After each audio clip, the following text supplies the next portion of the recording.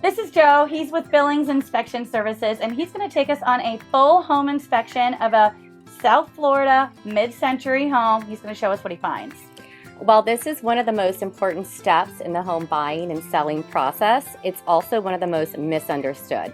And we have no idea what he's going to find yet, but the point of this video is so you can figure out what red flags are actually a deal breaker and what's really not that big of a deal at all. So when we start our inspections, we always start up on the roof. So we're gonna check it out and see what's going on. If we're looking for any granule loss or any kind of loose shingles, brittle shingles, anything where the wind could maybe get up underneath and start ripping shingles off. So on the home inspection, it's not a pass or fail, but when it comes to insurance reports, you have the 4-point, which can be a pass or fail because an insurance company usually wants a minimum of 5 years life when it comes to the roof. So the roof itself is in good shape. There wasn't any granule loss, no type of wear or anything that's abnormal based on the age. When we do water heater inspections, it depends on if it's a tank water heater or a tankless. Majority of the homes that we see do have tank water heaters. This one in particular has a tankless water heater. There's less to look at with the tankless, but when it comes to an actual water heater in general, you want to make sure there's no leaks, obviously, because they constantly have water going to them, so any leaks can lead to problems. And then of course we look for any corrosion or anything at the valves to make sure that there's no water, because usually corrosion indicates water seepage. So we check all the fittings to make sure that there's no issues. We also check the electrical coming into this, which this just has 2 lines running up. So one thing I think that buyers don't realize is that if there's furniture in the way of walls, we're not moving them. Correct. Yeah. Yeah, we don't move any furniture, it's just an obstruction. I mean, we'll try to look around them as best as we can, but there's no way to physically see the whole area behind furniture. So, even though any may not even be furniture, outside it could be any type of stored items. Gotcha. Even vegetation can block the view and not allow us to see. Okay. So what is your advice to someone who's buying a very cluttered home? So once everything is moved out, the best bet is to either do a visual inspection yourself or have somebody come back in to make sure that there's nothing going on. Because we have had people remove furniture and have moisture issues behind couches that were in front of windows or flooring that's damaged because the carpet was covering it up. I mean, we just check for especially caulking around the windows, because that can be an issue, especially people don't think about it, but that needs to be addressed every couple years. The sealant around the windows should be touched up or at least maintained to prevent any moisture getting around. And then this window here has a cloudy effect to it, which means the seals are going bad. So it's just gonna be less efficient, more heat can come through that area. We know it's an impact glass window. Correct. Does that fogginess affect the hurricane protection it's providing at all? No, the fogginess does not affect the hurricane protection, because as long as the window glass is intact, there's no issues with the impact rating. And Joe, how does it work if there's one window that's not rated as a hurricane impact window? So if one window is not impact rated, it takes all credit away from the entire wind mitigation. So every window that's glass has to have some type of hurricane protection, either a shutter or hurricane rating. All or nothing? Yes. In order to get the wind rating discount on the insurance premium. Correct. And now a lot of insurance companies are requiring a A1, which is even all doors, no matter what, if it's a glass or not. We just try to check all the wooded areas, especially with a lot of vegetation, because that's a hot spot for insects when you have a lot of vegetation close to the house. So that can deteriorate wood prematurely and cause issues. See that the actual board that runs along here that supports the deck boards is completely rotted and gone. And that's just because the moisture is wicking up from underneath, causing it to deteriorate. All right, so when we're on the exterior, we definitely look for any stucco issues. Even though houses are concrete block, concrete is not 100% waterproof, so it still does absorb moisture. So the stucco helps add the extra layer of waterproofing. And as you can see down here, sections of the stucco are flaking off, which is exposing the inner portion of the wall, and there's also some stucco cracking, which over time will allow moisture to intrude into the concrete block. So that prolonged can cause moisture issues within the home. So any stucco should be repaired just to help prevent any future problems. Stucco cracking is fairly common just because of the nature of stucco over time, and you do get a little bit of settlement. The only time you start looking for issues is when you have diagonal cracks, because that means that the concrete block below, underneath the stucco, is usually cracked, which is causing it. Once a block cracks in half, that's when you're starting to get settlement. Also, as I walk around, I do check on areas because you can see where this window's flush. This is not a concrete block house. Well, this section's not concrete block, this is actually wood frame. So even though the house itself is concrete block, somebody has done an enclosure or an addition that's wood frame, which is a different construction than the main portion. We check any walkways for settlement because that can cause tripping hazards. And we always check the corners of the fascia, especially around gutters. They tend to deteriorate just because that's a high area where water is concentrated, because there is some staining here, but the wood itself is in good condition. So again, when we're in, especially patios that are wood frame, we try to check all the roof structure, make sure there's no deterioration, no leaks anywhere. That's a common spot, especially when you have a lot of, like the hardwood tree that's in the front yard, can cause issues from tree branches that may have fallen, or just debris that sits on the roof over time can cause deterioration. And then we check all the doors that lead in and out of patios. Like this one, actually the hinge is broken. Then we do check the floors. I mean, even though it's an outside area, you can still get some cracking or deterioration, especially when people install tiles. If you were to find any cracks in this tile, I mean, is it really a big deal, or is it just something to be aware of? So being on the outside patio, it's more just something to be aware of, because the tiles could start to come loose, because there is a crack actually here. So what we normally do is just to make sure that they're not hollow. Usually you can do it by knocking on it, or you can take the end of a screwdriver or a golf ball and drop it, and you'll hear if there's a dead sound, which means it's hollow underneath. Which for a house of this age is typically... The house of this age, it's a very common thing to find. So would you say that's a cosmetic? This is definitely cosmetic. I mean, the only way you could really fix it is to remove the tiles, but there's no need to do that.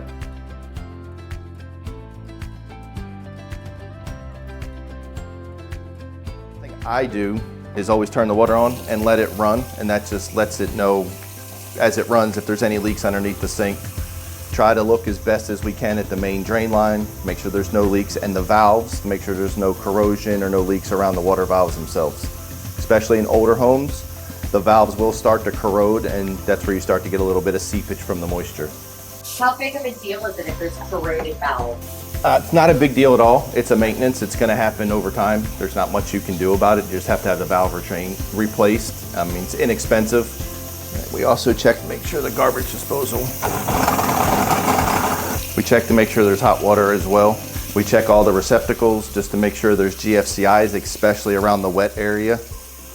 What does GFCI mean? So GFCI is a ground fault interrupter. So if something gets wet, it shuts the power off so no one can get electrocuted or shocked. How often does that show up on inspection reports? Actually, quite a bit. You find them when people remodel that they don't add the GFCIs after the fact. Especially the most important spot is around the sink area. New codes and regulations require the whole kitchen to be protected. And then we also check the countertops, of course, look for any deterioration. I always like to check to make sure they're secured. Do run appliances. We do usually a quick cycle for the dishwasher, just to make sure that it does let water in and pump the water out, and that there's no leaks around the kitchen area. And it's very smart to make sure that there's nothing in the oven before you turn it on. Check the flooring, especially around the refrigerator.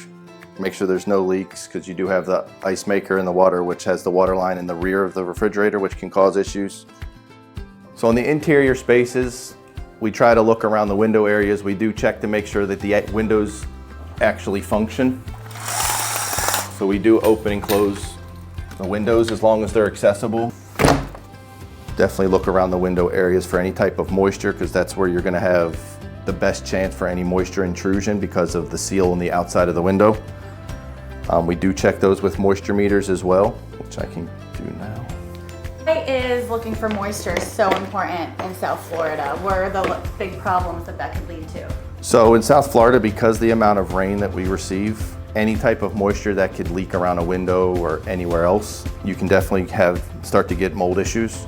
So I like to use a moisture meter and an infrared camera, just because the infrared will help show areas that I may not see with my eye because there could be moisture behind the wall. You'll see blue spots if there's moisture anywhere around the wall underneath the window, which is a good thing there's nothing here.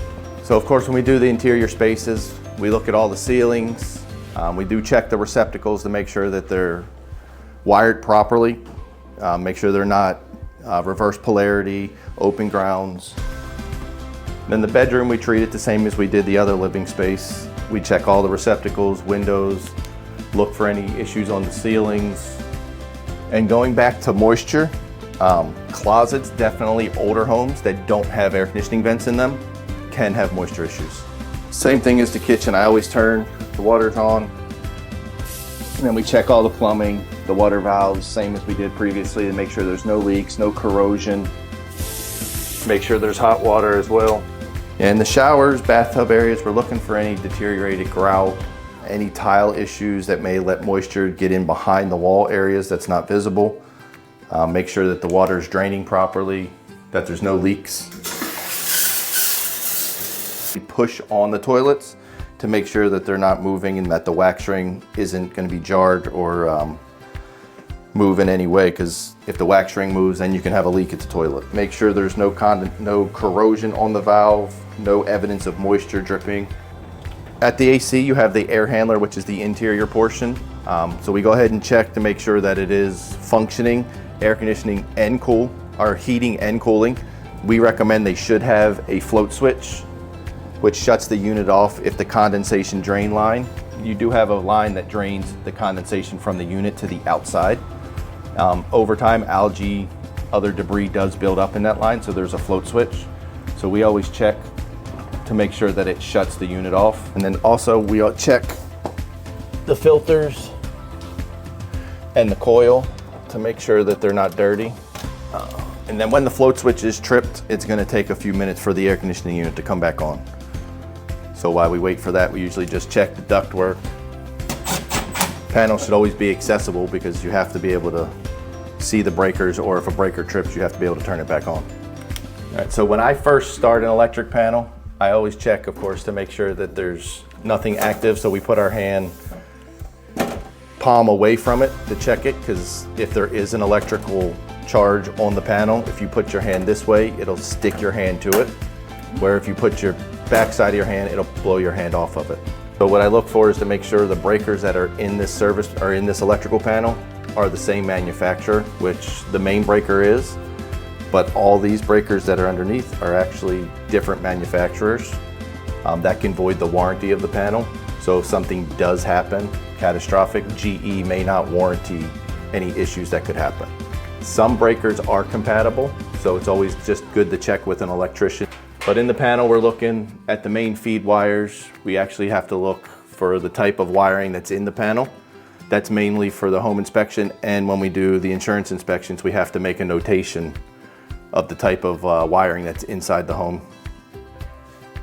And then we're also looking for any type of double taps where there's two wires going to a breaker, because certain circuit breakers are only allowed one wire per breaker, which can be an issue when you go to get insurance, because anytime the insurance company sees that, they're going to want it repaired. But as I look in the panel, I try to look for any loose overheating wires. Usually you'll start to see any type of discoloration, which is an indication of overheating. And we check the wire gauges as well. Okay, so is it important to find out what has happened with permits in the past with this home? So we always, when we do an inspection, the office always pulls our permits for us, just so we know how old the roof is, if there has been any plumbing or electrical updates. And a lot of that corresponds with the 4-point inspections. Because when it comes to the 4 points, we have to know when the roof was done, has there been any electrical updates, and has it been replumbed or has it been partially replumbed? Because that's beneficial when you go to get the insurance, because if you have newer pipes or old pipes, that can cause issues. Gotcha. How are you searching for So we have two separate services that we use. We use one that's called Build Facts and one called Property Checker. We do use those usually as the first line of looking for it. If we can't find it, we go directly to the municipality. Certain municipalities do have online services and some don't, so we do have to call, or we have to try to do a records request, as long as it doesn't cost us anything. So what happens if you find like an open permit that was never closed? So that doesn't affect us in any way. We usually will tell either the realtor or the client, depending on where they're at in the part of the transaction, just to let them know that they may want to look at getting it closed, because that should come up when they do the, I guess the title agent should find that. But sometimes if it's especially a roof or some type of plumbing, we'll usually try to tell them that it's still open. Gotcha. Okay, so you've just finished your inspection, full inspection. So overall, what did we find today? This house doesn't have too many issues. There's some problems, of course, with the front window. The electrical panel does have some circuit breakers that should be checked by an electrical contractor, just to make sure they're not a problem, because they're a different manufacturer than the actual panel itself. Other than that, there wasn't really too much that concerning. I mean, there's small debris on the roof, but that's just maintenance, and some other areas that were maintenance but didn't cause any big concerns. So what would you tell the buyer to just make a checklist of things to do after closing then? So the way our report comes over, it'll break it down for them to where they'll actually have maintenance items or items that they should have further evaluated. So the maintenance items, we usually tell them is the honey-do list. So that's stuff that they should just not worry about getting done immediately, but they can come in and create a list so slowly they can get those knocked out. Gotcha. How often do you find things on inspections that are a little bit more escalated than just your average findings? Honestly, big issues are not that prevalent. Usually with the older homes, we may find, especially if it hasn't been updated or there's been minor updates, we'll see a lot of issues, but 9 times out of 10, we don't find a big problem. I'd say at least 40% of the time we'll probably find a big issue. It's not common. And every home has a problem, or every Yes. home has findings? Every home's going to have some type of issues, either maintenance or just the regular. I mean, you're always going to find something. New homes, old homes, there's always something to find. What's the most expensive inspection problem that you found ever? So usually, there's quite a few. I mean, we have found some that need complete roof replacements, which the cost of the roof is your biggest ticket item. We've also found houses that have to be replumbed because of the type of plumbing that's in the home, so that's a big ticket item as well. Those are usually the top ones that we find most evident. What would you say is one of the biggest mistakes that buyers make in regards to their inspection? Not getting it. It's a short and sweet answer. What's one of the most overhyped findings in an inspection? So termites are definitely something that people, as soon as they hear the word termite, they freak out. We're in Florida, you're either going to get them or you have them. And depending on the type, there are severe termites, which we don't find that often. Usually anything east of 95, there's usually guaranteed to find a termite issue, but they're usually just a minor. Most places do spot trees unless it's a huge concern, and then you'll get a tent, but it's usually very minimal. They don't do a bunch of damage like everybody thinks they do. Can concrete block also Yes. get termites? Yes, concrete block homes can still have termites. What you found around this house, what do you think, how much do you think the cost would actually be for them to repair these little findings you found? I mean, Ballpark. honestly, the window's probably the most expensive if they wanted to fix it. I mean, the window's still functioning, but that would probably be the biggest expense, which is roughly between $1,000 to $2,000. Other than that, all the little things, you're looking maybe $1,200 at most, maybe $3,000 in total for everything. Including the window. Right. What's one thing that you suggest a buyer never ignores? So they should never ignore electrical issues or any type of, even though there may not be a plumbing leak, but if there's corrosion or signs that there could be, they should definitely take care of it, because we don't look under our sinks all the time. And usually if you have corrosion, there's something going on, and eventually you're going to have a problem. And if you don't get it taken care of before you see it, you're going to have a big problem. Such as a water leak. Right. I guess I just have one question for Gabrielle on this one, because you're the one who always ends up doing the negotiation. So based on our inspection today, do you feel there's anything here worth negotiating with the sellers on? It's truly up to the buyers. What we do is we consult with the buyers and we try to keep them in line on things that really matter, which would be your roof, your AC, your water heater, anything that could be potential health issues. So here, maybe a credit for the windows just down the road, but ultimately, it's all very small common findings. So every home inspection, you're going to find some issues. As long as you have the right people in your corner, you're going to be on the right process and you should be good to go. So tell us your inspection story in the comments below and subscribe to our channel to stay up on the latest on the home buying process.